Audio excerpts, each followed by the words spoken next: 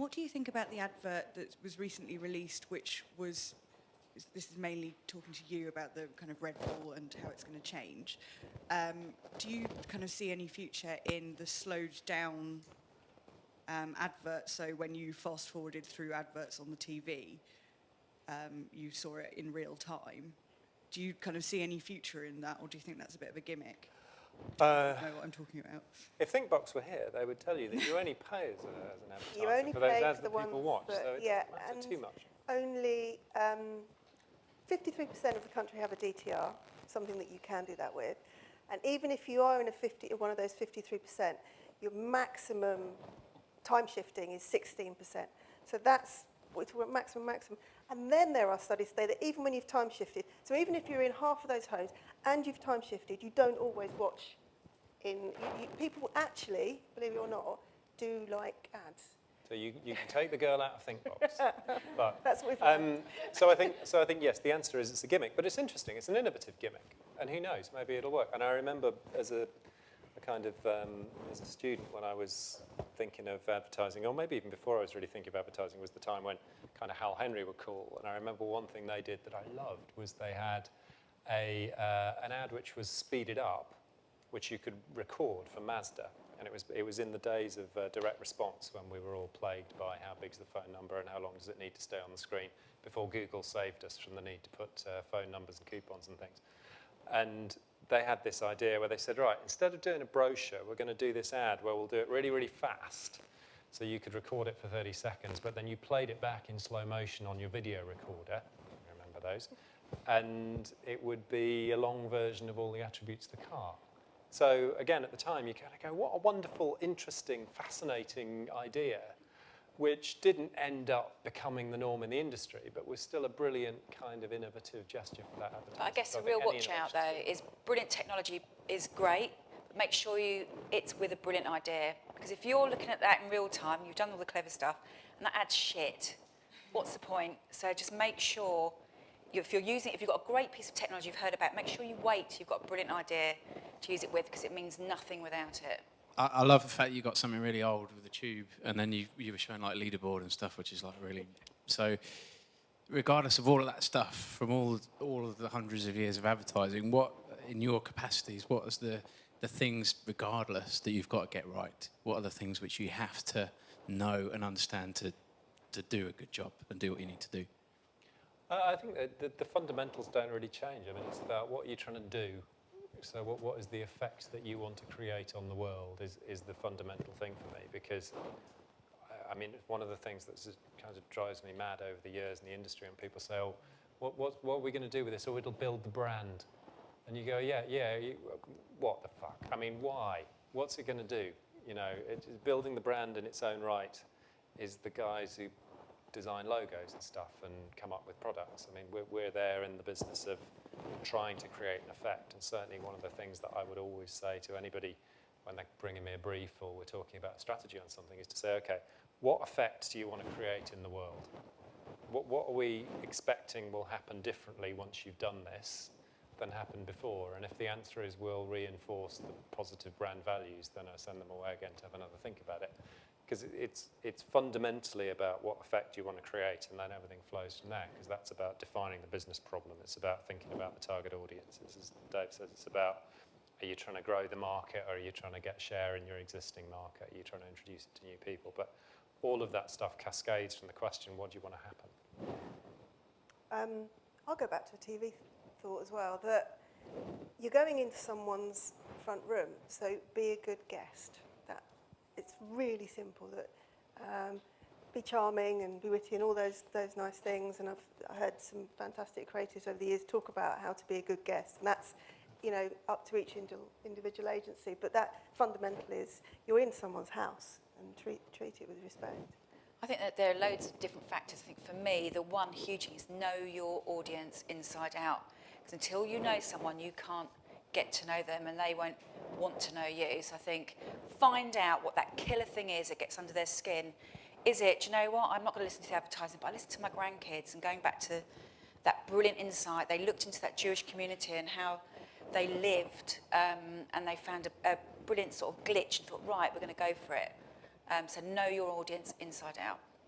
throughout the talk, we talked about the invention of the idea of the suburbs. We talked about New York celebrating the fact that it's a melting pot and so on. And if you look at the modern world now, with the there's a lot of stuff now in the media about how we're in a more unequal society, we're growing apart, etc., etc.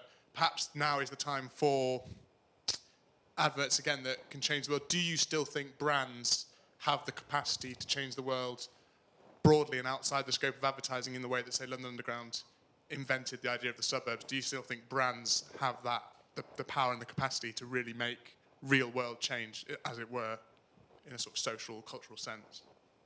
I'm not sure that their capacity to do that has been particularly changed in recent time. I mean, I think you need to think differently about the way that it can work. And I think in some ways, because of our ability to reach so many people at so many moments now, that your capacity to change stuff is enhanced. But only if you have a really good idea. And I think a lot of maybe what's wrapped up in the question is the potential lack of vision and ambition that a lot of brands have to be able to do that, because they work within an existing definition of what the target audience is, or an existing definition of what their market is. And I think there are all of the best stuff that goes on, and all the most interesting stuff I think that's happening now is about brands finding greater purpose, because of course, as some of my Sainsbury's clients sometimes talk about it, they're now trading in a glass box. So everybody knows what you're doing behind the scenes. There's nothing to hide. And I think the brands that are being really clever about it are the ones that are going, okay, well, what if we turn that into a positive, and rather than sort of making sure we're not doing anything wrong, what if we actually discovered some purpose? So again, the Sainsbury's example, just because I know it well.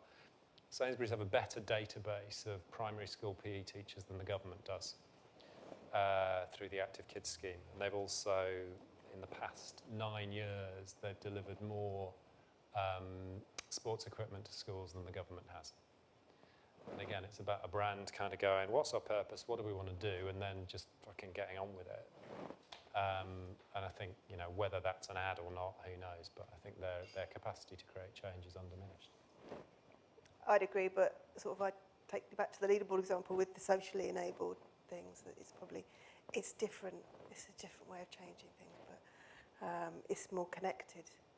And people are connecting via not just where they live, but you know, interests and passion points and all sorts in different ways. And that's what I guess brands need to understand, and the better ones do, and that's where they get involved and change things. I think that's really important, that a great idea can go global like that, which is it has changed the world, sort of the media. But I was kicking myself on the way over here thinking, why didn't I do Meet the Superhumans as a piece of work that changed how people... I mean, you think the Paralympics were 2 weeks after the Olympics, no one really watched it, no one really cared, and it turned the whole thing around how we as people felt about those people with disabilities as being superhuman.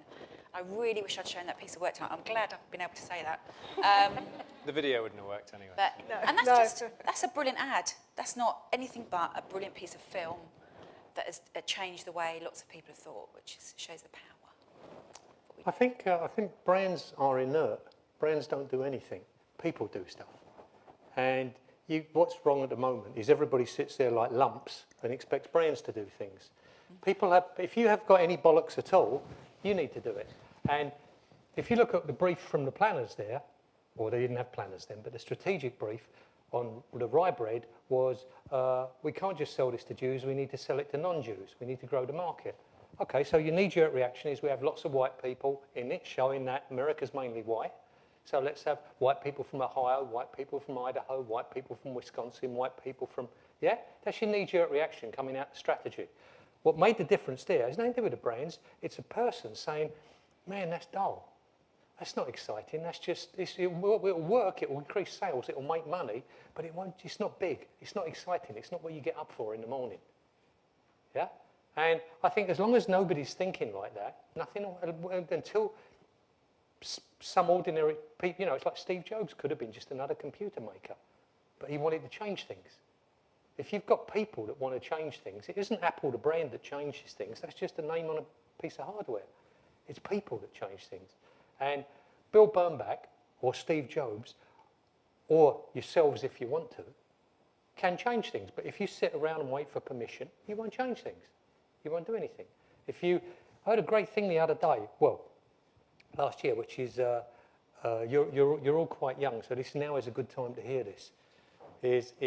I promise you it's true. Someone said to me, the stuff that gets you fired when you're young is what gets you in the Hall of Fame when you're old. And I absolutely promise you that's been my experience.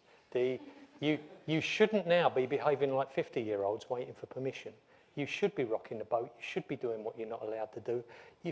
This is going to be the best time of your life. It's downhill from now. If it isn't exciting now, it only gets worse than this. If you aren't trying to do something different like any of those things up there did now, if you're just trying to do what you were asked for, then it's just going to get duller and duller and duller from now on. So brands won't do anything. If you're asking, will brands do it? No. You need to do it. Do you see a fight brewing between creative agencies and kind of proponents of big data and kind of the personification? And how do you think,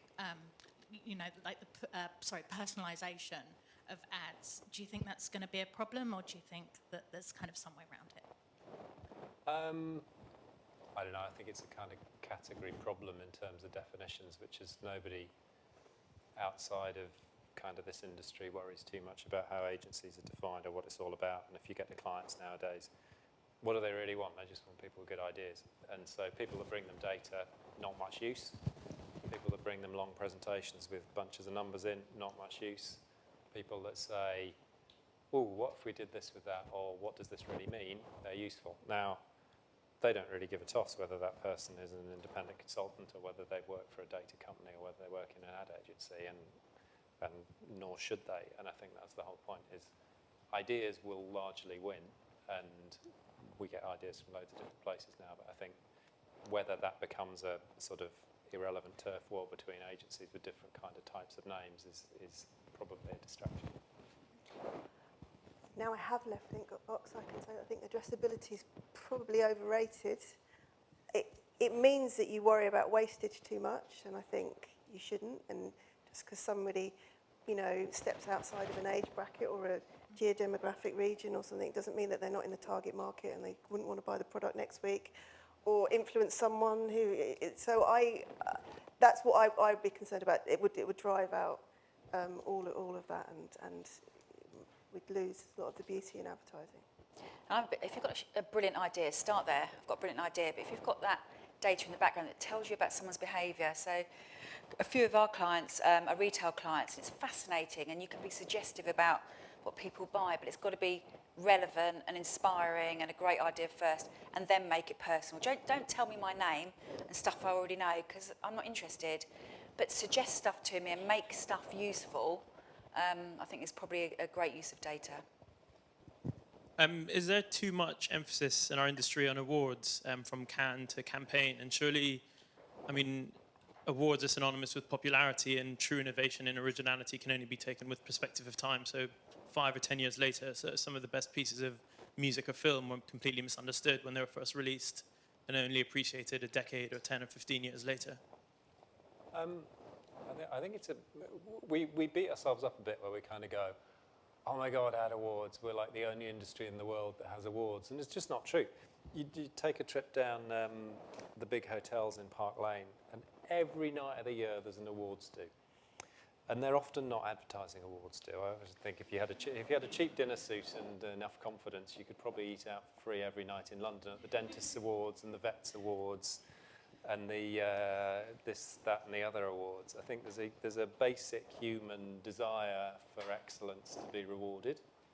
And I think it's always very clear that there's stuff that gets awarded every year, and I don't think our industry is more susceptible to it than any other particularly. But I think, you see over time, there are things which last and things which become case studies and things which become referred to by the people who are great in the industry. And that's the stuff that tends to change stuff. Awards are fairly ephemeral, but I don't think we should be particularly beating ourselves up about them or apologising for them or anything like that. I just echo that, and you do go through trends and things, and you try and second guess what's going to tick the boxes that year, and you're right, some of them will last and some of them are just on vogue of that year, really. As a creative, I bloody love awards, so do love them, because if you're lucky enough to win an award, if you've done what Dave was saying, you've stuck your neck out and you've made something happen, you've pushed and pushed and pushed, and you've got that work. It's really hard to get great work away these days. And if you do, and you've done really well, why shouldn't you just get pissed up for a night, have a dance with your colleagues, have a bloody good time, and sell you much, take a picture of an award and show it to your mum? Just saying. I think if you hold it like that, it's a good thing. The problem isn't the awards, the problem is the belief in awards. The problem is that people think if it's got an award, it's a good ad, and if it hasn't got an award, it isn't a good ad. So, but this isn't like passing an exam. This is just, if you've ever sat on an awards jury, this is 7 people like it and 5 people didn't. And that's 12, and they all work in advertising, and none of them are the 50 million people in the country. All the great people that I know, the real awards were when you walk down the street and you'd hear people singing your song, or you'd open the paper and they'd used your line, you know, or Cameron does what it says exactly on the tin, and that's a free ad for Ronseal, you know, or you open the newspaper and there's a headline in there about I wouldn't give a 4x for anything else, and it's free advertising. You've got into the language, you've gone viral. That's the really exciting bit about what we can do. Not wandering down Park Lane, some twats give you a little golden award. That's a fun, it's a little piss up, it's no harm. But if you treat it like that, it's all right. When it becomes bad and evil, it's like the gun report, where you rate agencies by how good they are, by who's got the most money to enter the most awards in the countries you never even heard of across the world, and get your rankings up. And crudely, what you end up is chasing awards, not doing good work. So your target market becomes the award jury, and you look to see what was done last year that won the awards, and it's a little tiny closed circle, and it leaves all the punters and all the consumers out of it. And that's a very tiny little up your own arse area to be in, as opposed to what's possible with what we do. So the awards aren't the problem. They're a little bit fun if you hold them like that. The problem is believing the awards. Hi. I just wanted to pick up on what was said about the Meet the Superhumans ad, because my memory of that ad was that actually people were already quite positive about the Paralympics. The 2008 Olympics had been a success. None of the athletes had at that point shot their wife. It was all kind of a positive feeling about it. And I think what this Meet the Superhumans did was tap into that. And is there a kind of argument that some of the ads we've talked about haven't so much changed the world as tapped into an already existing change? For example, Levy's, the sort of infrastructure, as it were, for that ad was already there. There was a cosmopolitan society in New York. It was just they were the first ones to talk about it in advertising. And perhaps in the metro line, I don't know less about this, but were there already forces there that were giving people, the impetus, the incentive to, the drive to try living outside of London that tapped into? So I wondered if you had any thoughts on that.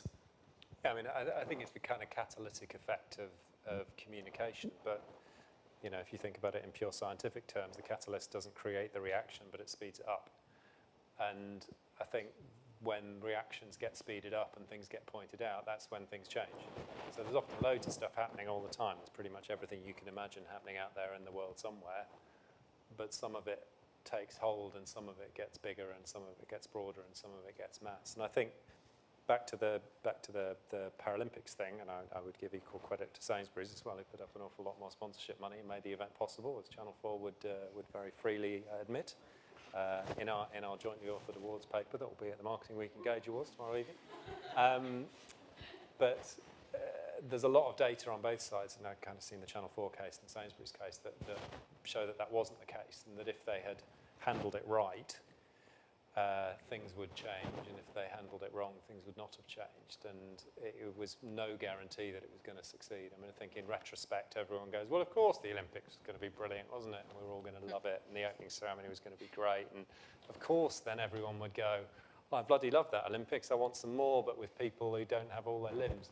And that would be fantastic, and we'll see that the next time. And there was just no guarantee that was going to work. And I remember sitting at the dressage with my daughter at the Paralympics, and she just kind of got the whole thing. Was just looking down and going, "Oh, what's this one?" And she said, "Which one's disabled, Daddy? The rider or the horse?" And I think it was just a wonderful kind of normalisation of the whole thing, which was by no means guaranteed. In its simplest terms, yes, the things existed potentially, but the advertising created the conversation. It allowed people and encouraged people and sparked people to talk about all of those things, you know, and all of the range of decades that we talked about. Maybe it was an undercurrent, but putting it out there, you know, outdoor or on the television, meant that people talked about it, and that's what created the change. And I don't think there's anything wrong with riding the wave. If there's something going on, you're tapping into the audience, something that's going on culturally, what's wrong with jumping onto that and making it even more brilliant? See, I don't, you can't change things that aren't going to happen. If the Levy's rye bread ads had run in Nazi Germany in 1935, they wouldn't have averted the Second World War. Yeah? Although we will never know. Well, what you do is exactly, you find something, you get on it, you wind it up, you put a fire under it, and but if it can't be lit, no fire can happen, nothing you can do about it is going to change that. But obviously what you do is you spot it. That's what we do. We don't, you know, we can't make something happen that can never happen, but we can amplify, we can put velocity behind something, and hopefully build it up, fan it, get it going, and if it's a really good thing, then we can be part of making something really good happen and changing the world, and we can do what we do. See, I used to work on a lot of third world stuff that we'd do for free, and we'd make it happen, although there was no budget for it, there was no client for it, and there was no, and because I'd think, well, hang on, we're in a position, we've got our fingers on the pulse of mass media. If I was a bus driver, I couldn't do this. If I was a shop assistant, I couldn't do this. But I'm in a position where I can do it. So now what winds me up that I really think needs changing? And we did about 20 third world debt commercials, and about a dozen or more posters and press ads, and we made the media happen for free. And we got somewheres about £500,000 or more quids worth of free production, must have been 3, 4, 5 million quids worth of free media to try and get that discussed as a problem, because we felt really cranked up about it. And you're in a position to do that here. If you're in another job, you're not in a position to do that. We can sit around and do this job as if we had no more influence than bus drivers, or we can realise we're actually in a position in the mass media where we can reach 2 million people a day through a newspaper, and we can get media guys to get us free space for that. And we can get production guys we know to get us things shot for free if they like it as well. And we can get writers and art directors to write into it, you know? So, yeah, we can't make things happen that can't happen, but hey, we're in a unique position to put some speed behind stuff we think needs doing. I think you kind of touched on what I was about to say, which was you've all talked about how ads have changed the world for the good. And there are great government campaigns or blood drives and things like that. But propaganda is also a form of advertising, and it has changed the world, often not for the best. So I was just going to ask, what do you think with mass media and all these things? What about the responsibility that ads have? I mean, Coca-Cola is giving kids Coke, you know, things like that. I was just wondering what you thought about the responsibility that the advertising industry has and how you reconcile that. We work in a very heavily regulated industry. I think that, you know, there are limits in place as to what can and can't be done. And I think we largely work under the basis that, you know, if it's working within the regulations, then it works. I think the regulations are there for a reason, and they're good, and they're correct by and large. And as a result, I think I would be, you know, very... it's the old thing, which is you can use tools for a load of different things. And all of us who work in the industry have our own desires in terms of what we are willing to work on or not. You know, my agency very famously never advertised cigarettes and never advertised any children's toys because David Abbott thought that was wrong. And there was a simple thing where he went, if people are not able to understand what an advertising message is, then it's not really right to advertise to them. And, you know, so you make those decisions on a kind of small basis. But I think it's not something we particularly need to be apologetic about. And I think propaganda, as in, you know, government communication, which is largely untrue, is an entirely different thing than the kind of thing we make our living doing. And I think probably the fact that we've all entered this industry, we've got over the fact that we are creating desire for things, and everyone's a grown up and they can all make decisions, apart from the children, who obviously aren't grown up, those aside. So yeah, what we advertise is you know, within ourselves, and we make those decisions, and we wouldn't in media terms be able to place them if someone wasn't watching that or reading that. So I think responsibility is a great word, but I think we don't need to take too much responsibility. I think we need to be responsible. For example, I'd never advertise fur. I think that's wrong. That's a really personal thing. Coca-Cola, I can advertise it. I'm a parent as well. I have 2 kids. They like Coke. I'm not buying 5 bottles of it a day for them. I'm a responsible parent. So do not think we need to take the responsibility of the world on our shoulders, but we do need to be responsible and fair in what we do. Do you know, I think you have different... Bill Bernbach used to say a principle isn't a principle until it costs you money.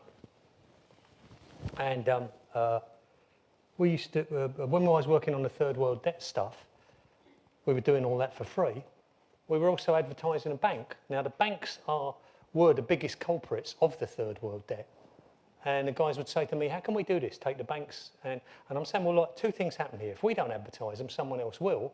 But because we advertise them, we can take the money we're earning as profit and we can spend that without them knowing on the third world debt ads. And we can get all them shot for free, we can get them run for free, we can get them... So you can take this and you make your own choice. You can take this, I'm not going to do it, huff position, and that satisfies you and doesn't help anybody else because it still gets done. Or you can take the position, I'll do the ads, and I'll take that money and I'll spend it on whatever I think needs correcting. Personally, I don't mind. I'll advertise pretty much anything that's legal. I'll advertise the Daily Mail. I'll advertise the Guardian. They hauled me on breakfast TV once and asked me about. They said they wanted to discuss some new legislation in beer advertising. And when I got on there, they got a woman who was a binge drinker, and she blamed it all on Alco Pops. And the guy needed someone from the advertising industry to pillory about Alco Pops.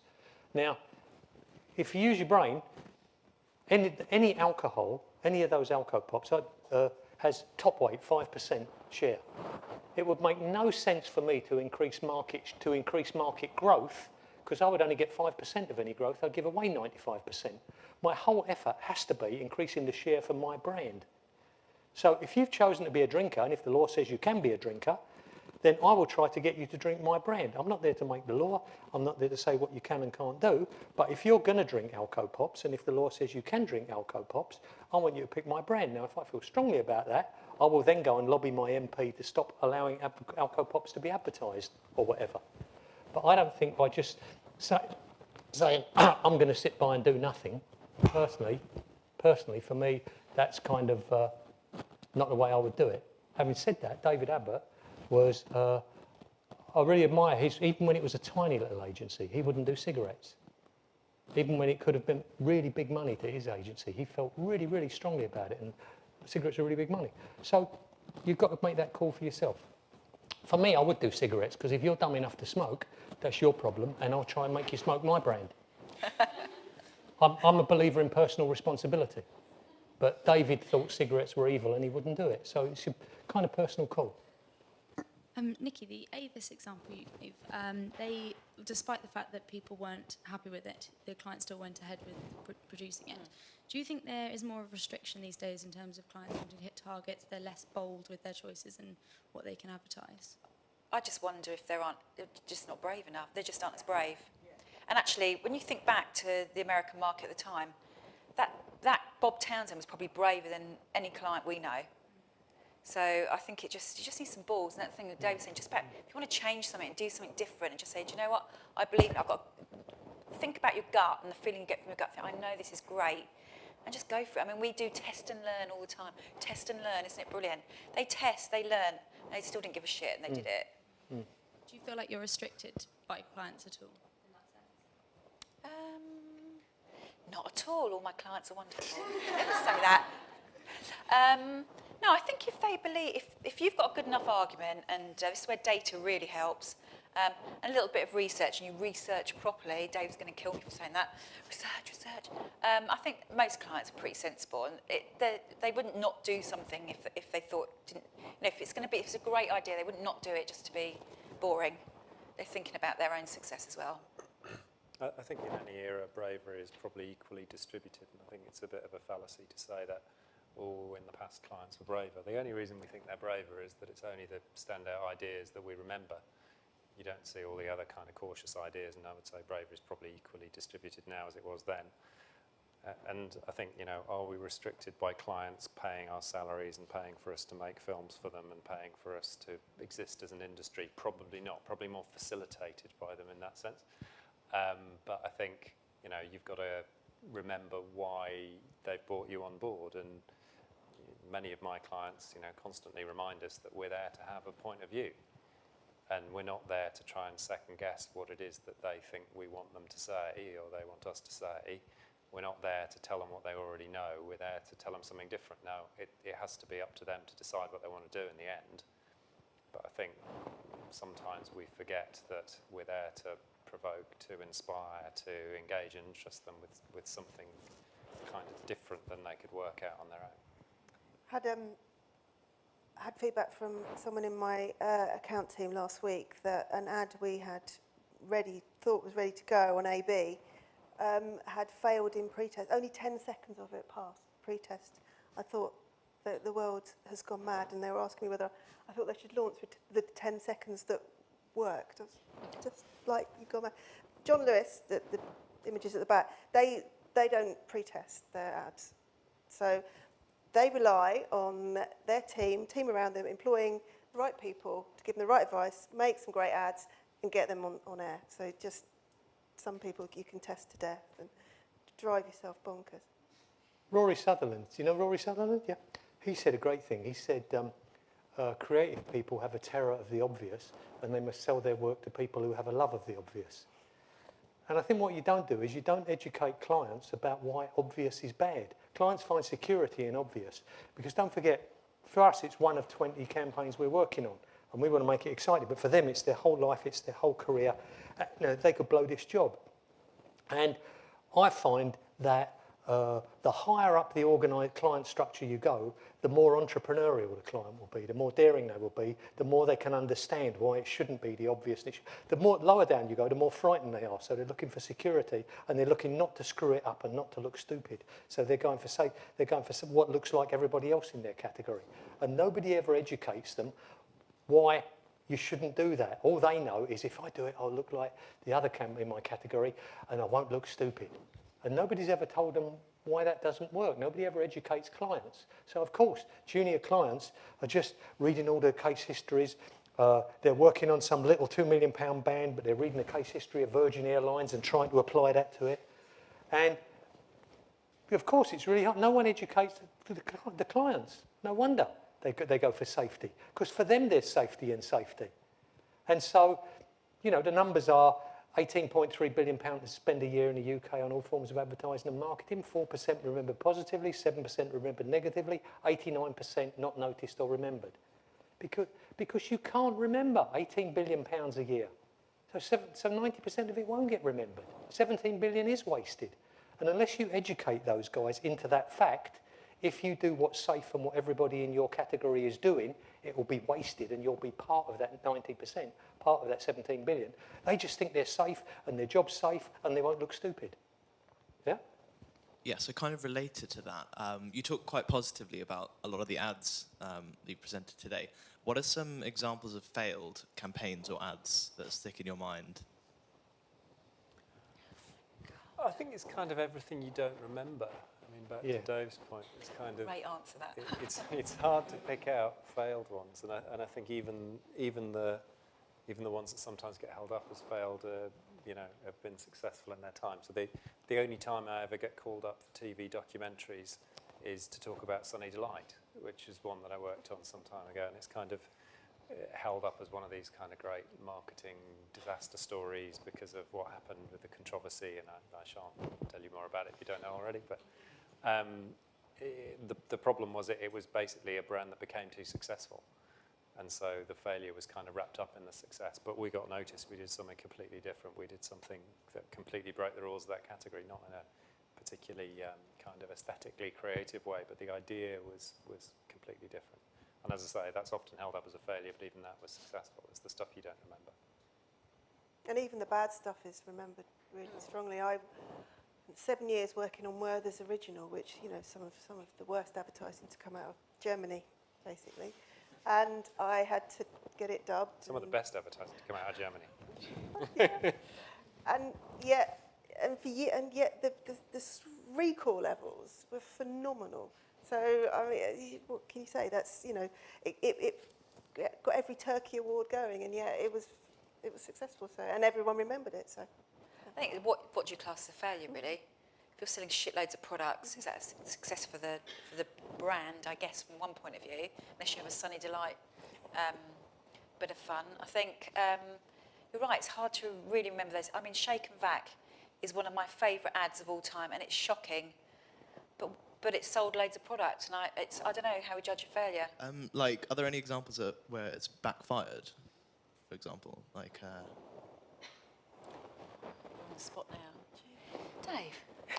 I'll give you a story that's got into folklore in the industry, and the folklore is actual bollocks, but people love it. It's like an urban legend. People love it. Strand cigarettes. Anybody heard of Strand cigarettes? Okay. They launched in the 60s this campaign, You're Never Alone with a Strand. And it was a really nice tune, kind of like a John Barry sort of lonely tune, and a guy with his Mac up and his trilby hat down, walking along the embankment at 2 a.m. And you've got this lonely Ipcrest file kind of tune going.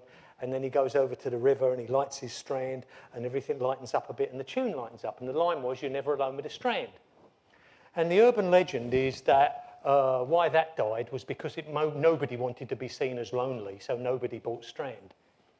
Now, that's actually the complete kind of bollocks that advertising people buy because they believe brands are all important and they believe the whole world is nothing but brands. I was around then.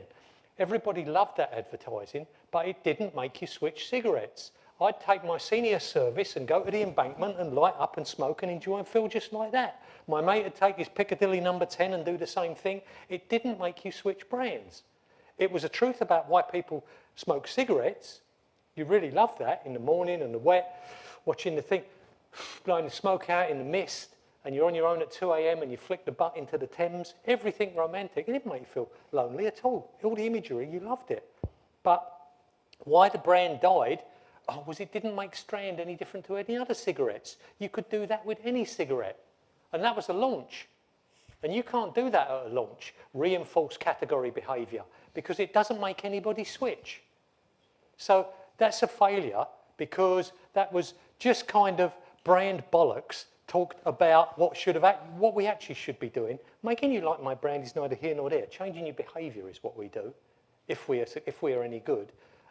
But because the mantra has become brand, people stop at thinking at brand now.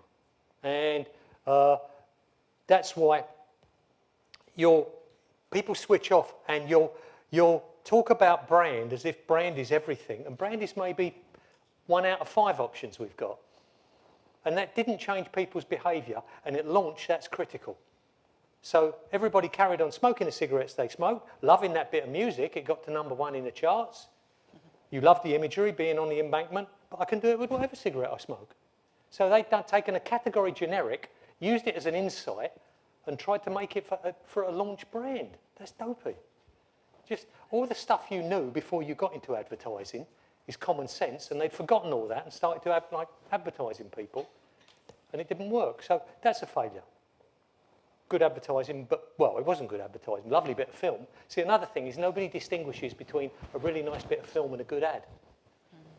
There's film, and I tell you, if you hear someone say, I love that ad, the one with the baby in where the mum picks him up and then he walks along and he smiles and he falls over, that's the ad I love. And they say, what's it for? And they say, I don't know, but I love that ad. And that gets a great score. Now, that's a lovely bit of film, but a crummy ad.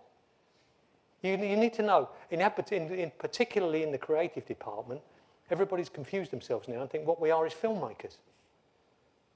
#1, the job is not necessarily to do stuff people like. That's not the job. The job is to change behaviour. You said propaganda. Absolutely. It's to change behaviour. If being liked helped us do that, then that's a good thing to do. But it's not automatically knee-jerk into that. If getting our brand liked helped us do that, then that's a good thing to do. But you don't knee-jerk into that. You start off with what's the job? And then we work from there. And it's a much bigger job than just let's find a customer insight and call that the brand and slap it on a load of ads and write an award-winning piece of film. That's a very small job. Edward de Bono said there are, you know Edward de Bono? Not enough of you. Edward de Bono, the father of lateral thinking, the guy who invented lateral thinking, he said there are a lot of people in our business calling themselves creative who are actually mere stylists. Yeah? And that's a lot of what's happened to the business. People confuse creativity with style now. So you tart up something and you think that's creative. And that's what killed Detroit. Same old car, same old engine on the same old chassis, same old wheels, same old transmission. Every year, a different body shape. That's restyling. Along comes Volkswagen and kills it dead. Because it's creative, it's a different thing. No transmission, no water cooling system. Killed Detroit dead. Then the Japanese cars, that's creativity is bigger than just restyling.